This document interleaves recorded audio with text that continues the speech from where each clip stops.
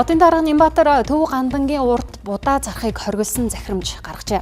Уг захирамжийг будаа зардаг хүмүүс эрс эсэргүүцэж хорооны ажилчтай маргаан үүсгэж байна. За тэд будаа зарснаар тагтаа шувуунд буян болтгоо гэж үзэж байна. За их болсон 6 зүйл хамаг амьтны тусын тулд хэмээн бурхны шашинд амьд амьтан бүрийг хайрлан инэрч нэгүүлэх тухай номлосон байдаг. Энэ хүрээнд ч эргэл мөргөлийн газар сүм хийдүүдэд тагтаа шувуу олноороо сүргэлэн сүсгтэн олны зүгээс будаа тариа цацсан хооллож буян үйлдэх хөвшил тогтсон.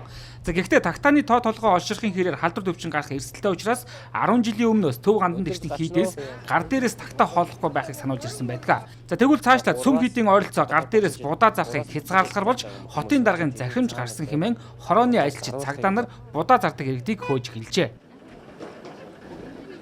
Бид нар чамтай ярилцлага өгөхгүй цаашаа заа. Тэр тайлбарлаж байна. Үгүй. Одоо энэ хүмүүсийг Хорон дээр очиод авзаа ярилцлага заа. тийм үү. Таанаас явж За байгаа. цаашаа яваад. Зүгээр асууж болохгүй. Бид нар зүгээр ажиллаа чинь бид нар чамтай юм ярихгүй. Чи ийм услаас ингэж зохион байгуулж байгаа ажлыг чи ирж ингэж эсэргүүцсэн энэ арчингуудыг даваргаж болохгүй шүү дээ. Энэ сангас мангаснаас өвчин гараад ирнэ гэж. Энийг яах чи нэг удаа ирээ цэвэрлж өгч байгаа юм байгаа мó?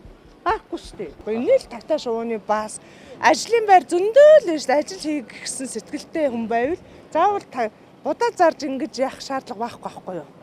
Та болгоно нэг хорооноос яваа хүмүүс юм уу эсвэл зөв нэг За мэдгүй. үүргээс яваа хүмүүс. Ингээ байгаа юм. 16 жил будаа зарж байна. Тэгээд угс амбалд угс яг зургуулаа ингэ байдаг байхгүй юу?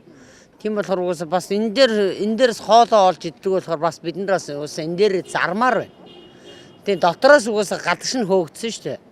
Тэгээд энд угс зарахгүй зарж болохгүй нь юу байгаа юм? Угс энэ чинь эдгээр чинь шууд будаа өөртөө авчирсан будааг булааж явж байна. Тэгээд булааж авангуут хогийн савнд хийж байна. Юу гэсэн үг вэ? Ингэж болохгүй шүү дээ. Тагтаа байхгүй юм тий. Одоо тагтаа буухлаа эдгээр чи үргээч шүү дээ. Тэгэхээр яаж болох вэ? Буухгүй шүү дээ. Яг сайхан ингээл хооллох гэхээр эдгээр чи үргээгээд ажиж байгаа. Та нар болцгоо битэн тагтаа хооллоод бай. Өвчин гарсан бол бид нар өөртөө өвчин тусаад үдэд өгч байгаа үстэй. Наад тагтаанаас чи өвчин үүсээд байна. Ямар өвчин үүсээд байгаа? Би 30 жил бүр жанаасаа урд байхад би зарж ирсэн. Би 30 жил зарж байна. Одоо 60 гарч байна. Тэгэхэд би өвчин тусч үзээгүй мэдгүй. Би 10 дээрс 8 хийлэхгүй гэдэг байгаа байхгүй бид нарыг бол. бол. А түүнээс бол орчин бохирдуулсан байхгүй. Бид нар энэ 7 хоногт 2 удаа угаасаа цэвэрлэгч нь ирж угаад энийг. А угаагаад Өөртөө цэвэрлэх юм уу? Бас Тэр цэвэрлэх. өөрсдөө цэвэрлэн шүү дээ. Янз бүрийн хог мог хайцсан байна.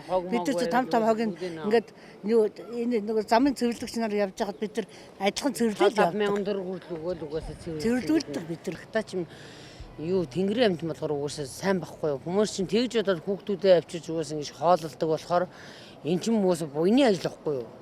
Түүнээс угаасаа зүгээр угаасаа хүүтөө шүү та мөшөө та гэж зарим тэгдэж шүү дээ. Үгүй байхгүй тэр чинь бол биш.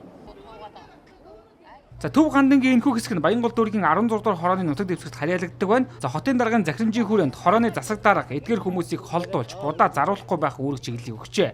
За энэхүү газар 44-өөс 70 гаруй насны 20 гаруй хүмүүс бий. За тэдний хамгийн бага нь 3 жил, хамгийн их нь 30 жил будаа зарж амьдралаа залгуулж байгаа гэлээ. За ялангуяа тэтгэврт гарсан ахмадуудын хувьд тэтгэврээс өөр ордоггүй учраас тагтаанд будаа өгч хоногийн хоолоо залгуулдаг. Мөн хөдөлмөр эрхтэх боломжгүй группийн хүмүүс ч будаа зарж суудаг гэлээ. За тэгвэл Гандангийн тагтаанд будаа өгөхийг хориглож байгаа талаар иргэд болон ойролцоох шашны төвийн зурхаач нарын байр суурийг одоо хүргье. Гүн чи жигүүртээ хооллох сайн бицтэй. Тэ. Тэр утгаараа тэгээ Ганданд чинь бас будаа өргүүлдэггүй болцсон байна.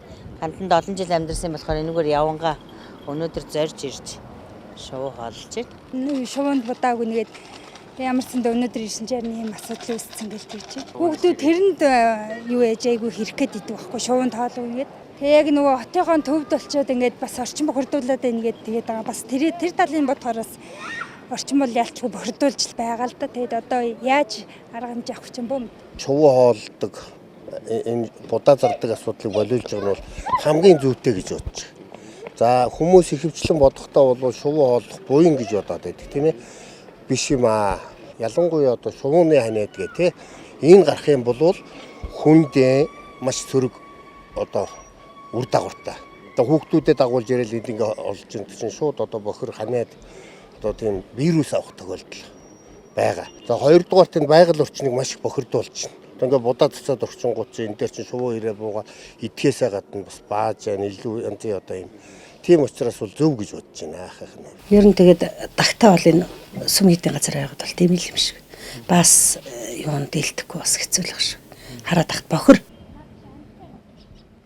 За энэхүү иргэд болон аж ахуйн нэгжийн төлөөлөл хоёр талын байр суурийг илэрхийлж байна. Нэг хэсэг нь орчны бохирдол үүсгдэг, бохир заваан гэж ярих бол нөгөө хэсэг нь шувууд хооллож буян болдог, хүүхдүүд шувуунд будаа өгөхөөр ихирдэг. Иймд хамгийн чухал цаг үеэ олсон зөв шийдэл нь хэрэгтэй гэж иргэд ярьж байна. За Төв Гандангийн урд будаа зарснаар аж ахуйн нэгжүүдийн дээвэр хаалга цонх руу тагтааны сангас унаж өнгө үзмжийг бууруулж орчны бохирдол үүсгдэг. Цаашлаад шувууны халдвар төвчин үүсэх эрсдэлтэй гэж тайлбарлаж байна.